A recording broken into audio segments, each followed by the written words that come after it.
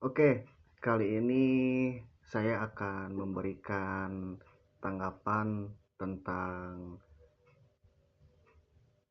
Panglima TNI mengeluarkan Siaga Satu untuk Indonesia.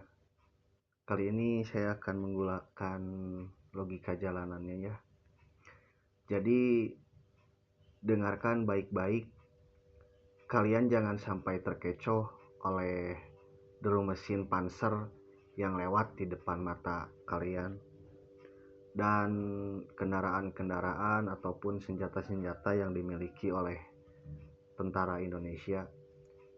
Saat ini Indonesia resmi masuk status siaga 1 lewat telegram rahasia Panglima TNI nomor TR garis miring 283 garis miring 2026. Dan alibi pemerintah sangat klise. Alasannya menjaga stabilitas dari percikan api di Timur Tengah. Tapi di logika jalanan kali ini kita tahu kalau moncong senjata itu jarang diarahkan keluar, melainkan sering dipasang untuk memastikan kalau kalian tetap tunduk saat perut mulai keroncongan akibat badai ekonomi yang sengaja disembunyikan. Panglima TNI Jenderal Agus Subianto sudah mengetuk palu.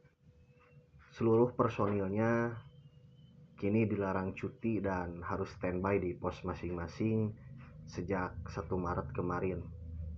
Alasannya sih sangat gagah, untuk mengantisipasi dampak eskalasi Iran dan Israel yang sedang adu nyali di padang pasir sana.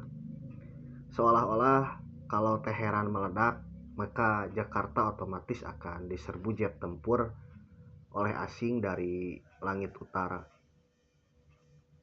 Logika jalanannya begini, kalian tuh harus paham kalau Indonesia itu importir minyak yang rakus tapi lemah secara ketahanan energi. Begitu Selat Hormuz tertutup karena perang, harga minyak dunia bakal terbang sampai ke langit ketujuh, istilahnya seperti itu. Negara panik bukan karena takut rudal sebetulnya, tapi takut APBN kita itu jebol berkeping-keping karena subsidi BBM yang sudah tidak sanggup lagi ditanggung oleh pemerintah.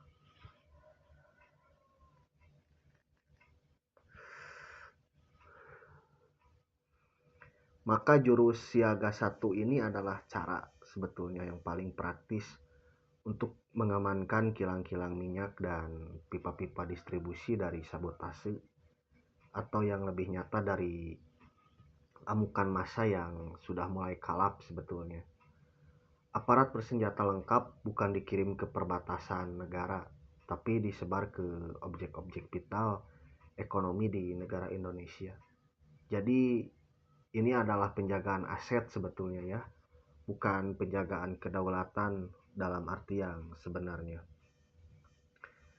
Jadi sisi sarkasmenya itu pemerintah sedang memasang payung beton di tengah garis gerimis, tapi yang dipayungi cuma aset-aset negara atau istilahnya berangkas negara. Sementara kalian dibiarkan basah kuyup kena inflasi gitu. Status siaga 1 ini adalah bumbu penyedap sebetulnya, agar kepanikan pasar bisa dikontrol dengan ketakutan.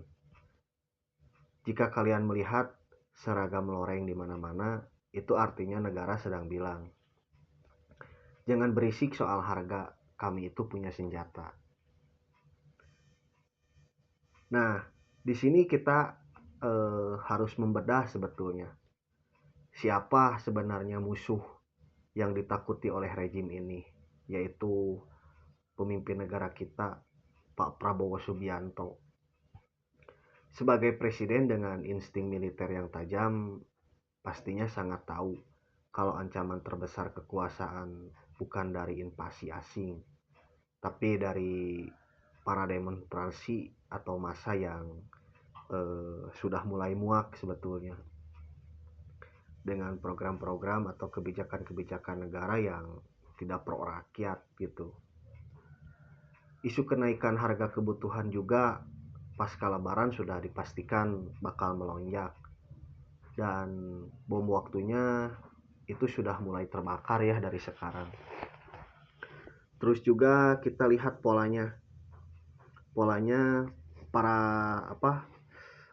para aliansi buruh dan aliansi mahasiswa itu sudah mulai banyak yang bersuara dan mengatur barisan.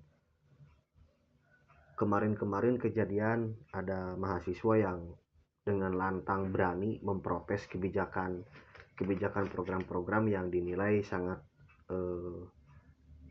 tidak efisiensi seperti itu, yang akhirnya membuat ekonomi kita semakin mencekik. Dengan status siaga 1 ini, sebetulnya negara punya alasan yang legal untuk melakukan pembersihan atau pembubaran massa dengan dalih keselamatan nasional yang genting. Dan ini adalah strategi istilahnya pukulan pencegahan. Jadi sebelum kalian sempat kumpul di titik aksi, kalian bakal kena jegal terlebih dahulu gitu. Dan intelijen sekarang juga sudah mulai bekerja lembur ya, memantau grup-grup diskusi dan pergerakan-pergerakan tokoh-tokoh yang sekiranya dianggap vokal. Terus siaga 1 memberikan keleluasaan bagi aparat untuk melakukan deteksi dini tanpa banyak interupsi dari hukum demokrasi yang dianggap pribat, kata mereka. Kemudian di bawah-bawah bayang-bayang status ini, hak bicara kalian sedang digadaikan demi apa yang mereka sebut sebagai kondusivitas, seperti itu istilahnya. Tapi lucunya, saat pejabat bilang rakyat jangan panik, tapi kalian lihat sendiri, merekalah yang paling panik dengan langsung menempatkan barikade di mana-mana dan mengeluarkan alutsista mereka untuk menjaga aset-aset negara. Sebetulnya mereka lebih takut pada satu teriakan, yaitu teriakan lapar, gerakan dari masyarakat yang sudah merasa tercekik seperti itu dengan kesulitan ekonomi yang dirasakan oleh masyarakat itu sendiri dari berbagai macam golongan ya. Contoh golongan karyawan, buruh, petani, pedagang, seperti itu. Mereka sudah mulai merasa di rejim sekarang ini ekonomi sudah makin sulit, semakin mencekik, kebutuhan pokok semakin melonjak tinggi, dan pendapatan mereka juga tidak sesuai gitu, tidak sebanding dengan pengeluaran.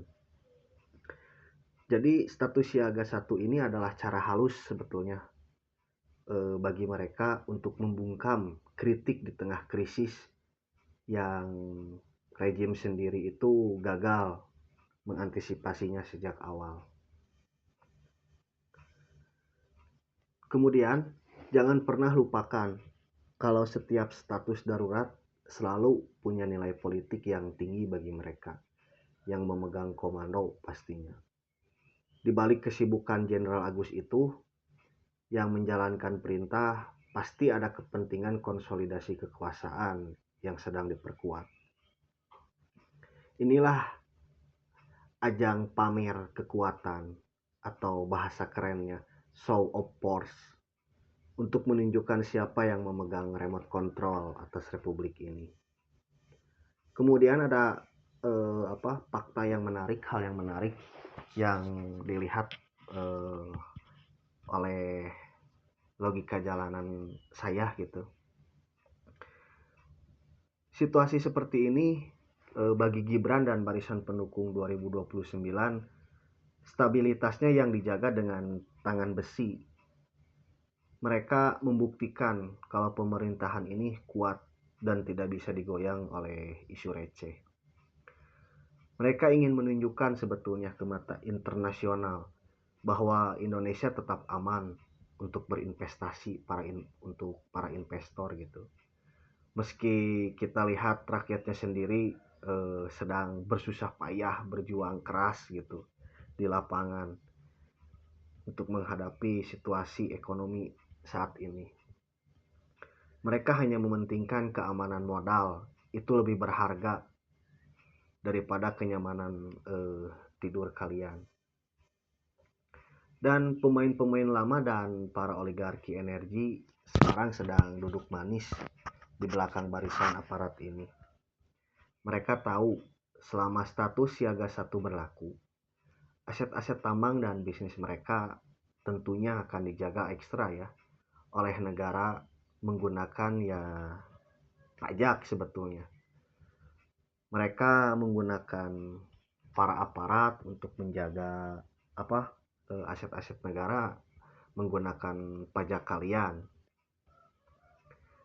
Jadi ini adalah sebuah simbiosis mutualisme yang sebetulnya menjijikan gitu. Di mana alat pertahanan negara dijadikan satpam pribadi untuk para pemodal.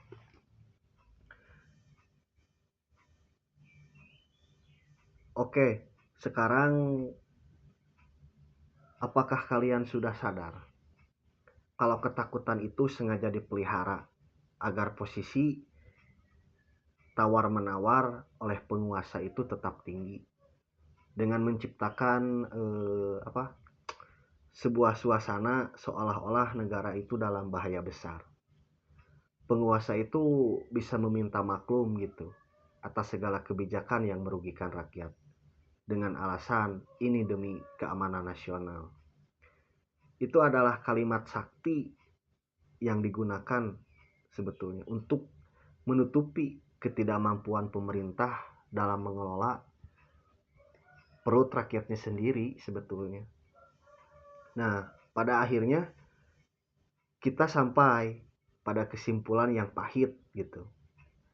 Status siaga 1 ini adalah tembok yang memisahkan antara realita elit dan penderitaan rakyat jelata.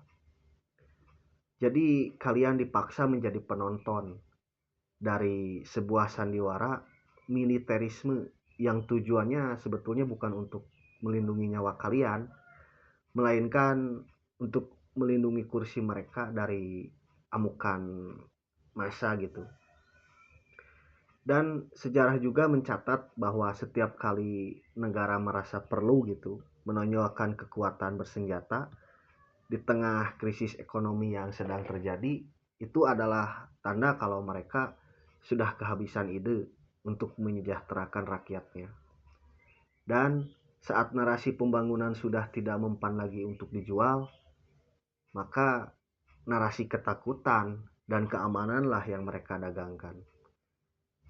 Terus sayangnya kalian adalah di sini sebagai pembeli paksa dari dagangan busuk gitu. Status siaga ini akan segera berakhir, tapi bekas luka di demokrasi kita akan semakin dalam. Setiap kali tentara keluar dari barak ya untuk urusan domestik, saat itulah supremasi sipil sedang diinjak pelan-pelan. Kalian harus mulai bertanya, apakah aman itu artinya tidak ada perang? Atau aman itu artinya kalian bisa makan dengan tenang tanpa harus takut diciduk karena protes atau diintimidasi atau diteror seperti itu. Logika jalanannya sederhana. Rumah yang dijaga ketat oleh preman bersenjata biasanya itu bukan rumah yang damai, tapi rumah yang pemiliknya punya banyak dosa dan ketakutan. Nah, Indonesia sedang dalam mode ini. Jadi untuk penutup, tetaplah kritis, tetaplah tajam, karena hanya nalar kalian yang tidak bisa dipasangi status siaga 1 oleh siapapun. Karena hidup butuh nalar, bukan sekedar kabar. Salam logika jalanan.